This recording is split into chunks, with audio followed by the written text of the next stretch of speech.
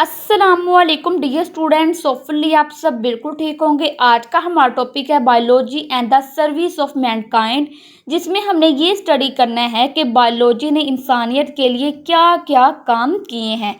तो इसमें ये है कि biology has been helping mankind in many ways. तो बायोलॉजी ने इंसानियत की कई तरीक़ों से मदद की है।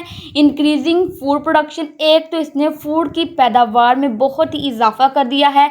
दूसरा है इन कम्बैटिंग डिजीज़, और इसने ऐसे इलाज फ्राहम कर दिए हैं जो बीमारियों से लड़ सकते हैं। तीसरा है in protecting and conserving environment, biology की वजह से हमारा मौजूदा माहौल बहुत ही पुरसकून और महफूज हो गया है। तो ये 3 काम हैं जिसमें बायोलॉजी ने बहुत ही ज़्यादा मदद की है। आज का मेन टॉपिक है हमारा फूड प्रोडक्शन, के बायोलॉजी ने फूड प्रोडक्शन को बढ़ाने के लिए कौन कौन से मेथड जो है इस्तेमाल किए हैं। फूड प्रोडक्शन के मेथड्स की बात करें तो पहला मेथड है प्लांट प्रोडक्शन, के बायोलॉजी ने पौधों की पैदावार में किस तरह इजाफा किया है।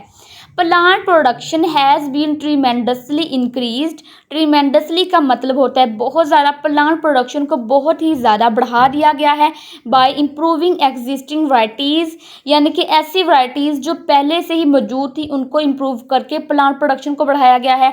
Developing new high yield varieties, और ऐसी वैराइटीज़ जिनकी पैदावार बहुत ही ज़्यादा थी, बायोलॉजी ने ऐसी वैराइटीज़ को डिवेल्प करके प्लांट प्रोडक्शन को बढ़ाया है।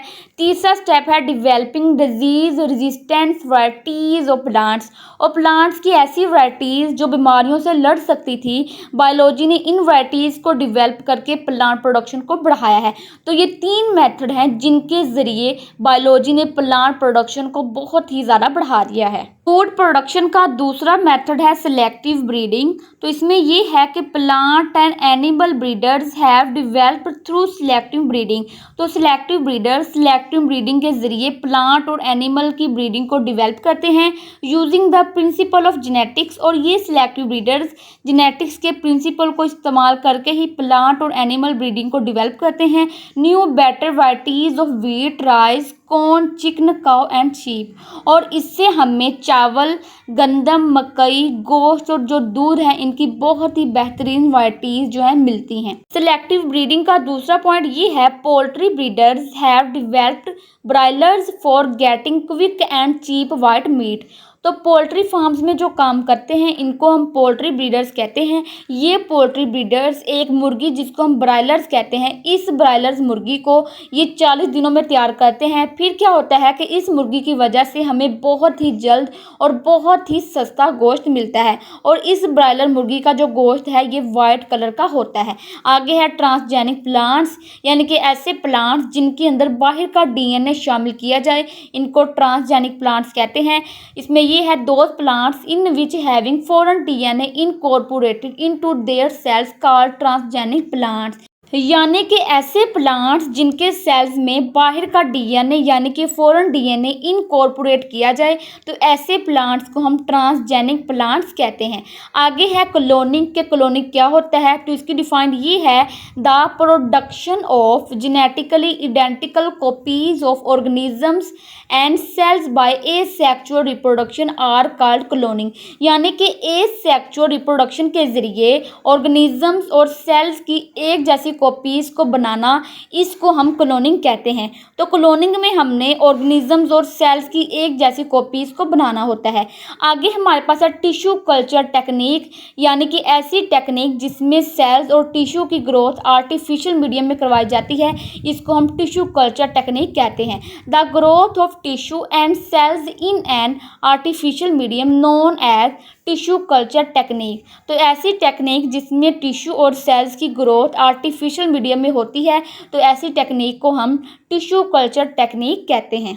आगे स्टूडेंट्स हमारे पास 3 छोटी छोटी टर्म्स हैं। पहली है पेस्ट, इसकी डिफाइन ये है those organism which harms to other living organism called pest. तो ऐसे ऑर्गेनिज्म जो दूसरे लिविंग ऑर्गेनिजम्स को नुकसान पहुंचाते हैं उनको पेस्ट कहते हैं। Fungicide, the chemical which kill to fungi, तो ऐसे केमिकल जो फंजाई को मारते हैं फंजीसाइड कहते हैं। Pesticide, the chemical which kill to pest, तो ऐसे केमिकल जो पेस्ट को मारते हैं उनको हम पेस्टिसाइड्स कहते हैं। आगे हमारे हमारे पास है इंसेक्टिसाइड, इसकी डिफाइन ये है the chemical which kill to insect. तो ऐसे केमिकल जो इंसेक्ट्स को मारते हैं उनको हम इंसेक्टिसाइड्स कहते हैं। आगे है बायोलॉजिकल कंट्रोल, तो इसकी डिफाइन ये है कि the pest are controlled by some living organism are called biological control. तो पेस्ट को लिविंग ऑर्गेनिजम्स की मदद से कंट्रोल करना, इसको हम बायोलॉजिकल कंट्रोल कहते हैं। इसकी एग्जांपल में ये है, for example an aphid that attack on walnut tree is controlled by a wasp. यानी कि एक एफिड था जिसने वालनट ट्री पे हमला किया, तो इस एफिड को हम वेस्प के जरिए कंट्रोल करते हैं। ये है हमारे पास बायोलॉजिकल कंट्रोल की एग्जांपल। आगे हमारे पास है इंटीग्रेटेड डिजीज मैनेजमेंट, जो कि फाइनल एग्जाम्स के हवाले से बहुत ही वीआईपी शॉर्ट क्वेश्चन है। तो इसकी डिफाइन ये है, the relevant and appropriate methods of control disease called integrated disease management. यानी कि ऐसा बेहतरीन और दुरुस्त मेथड जो कि बीमारियों को कंट्रोल करने के लिए इस्तेमाल होता है, इसको हम इंटीग्रेटेड डिजीज मैनेजमेंट कहते हैं। It is also known as IDM, और इंटीग्रेटेड डिजीज मैनेजमेंट को हम IDM भी कहते हैं। तो आपने इसका दूसरा नाम जो है इसको MCQs के तौर पे याद रखना है।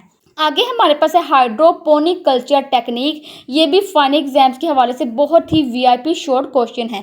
तो इसमें ये है कि it is a technique which is use to test whether a certain nutrient is essential for plant और नोर। तो ये ऐसी टेक्निक है जिसके ज़रिए हमने ये पता करना होता है कि कौन सा न्यूट्रिएंट प्लांट के लिए ज़रूरी है और कौन सा नहीं है। In this technique the plants are grow in aerated water to which nutrient mineral salts have been added। तो इस टेक्निक में हमने क्या करना होता है कि जो प्लांट होता है उसको एरिएटेड वाटर यानी कि पानी के अंदर ग्रो करवाया जाता है, और इस एरिएटेड वाटर के अंदर हमने न्यूट्रिएंट मिनरल साल्ट को ऐड कर देना होता है। Yet is not a feasible. तो ये टेक्निक बहुत ही एक्सपेंसिव है, इसलिए इसको ज़्यादातर इस्तेमाल नहीं किया जाता है। एस्ट्रोनट्स में use it for growing vegetables, और जो खुलाबाज होते हैं वो इस टेक्निक को अपनी सब्जियों को उगाने के लिए इस्तेमाल करते हैं। लास्ट में स्टूडेंट्स हमारे पास है पास्चुराइजेशन। तो इसमें ये है, दिस डिवेल्प्ड बाय लुइस पास्चुर। तो इस टेक्निक को लुइस पास्चुर ने डिवेल्प किया था। It is being widely used for preservation of milk and milk products. तो ये ऐसी टेक्निक थी जिसके ज़रिए हम मिल्क और मिल्क प्रोडक्ट्स को प्रिजर्व कर सकते हैं। तो स्टूडेंट्स ये था हमारे पास आज का topic biology and the service of Mankind, जो कि एज अ लॉन्ग क्वेश्चन बहुत ही वीआईपी है। अगर ये आपको लॉन्ग क्वेश्चन के तौर पे आ जाता है तो आपने इसको एज इट ही लिखना है। इंशाल्लाह कल हमने ये स्टडी करना है कि बायोलॉजी ने बीमारियों को कंट्रोल करने में क्या काम किया है। ओके जी, अल्लाह हाफिज़।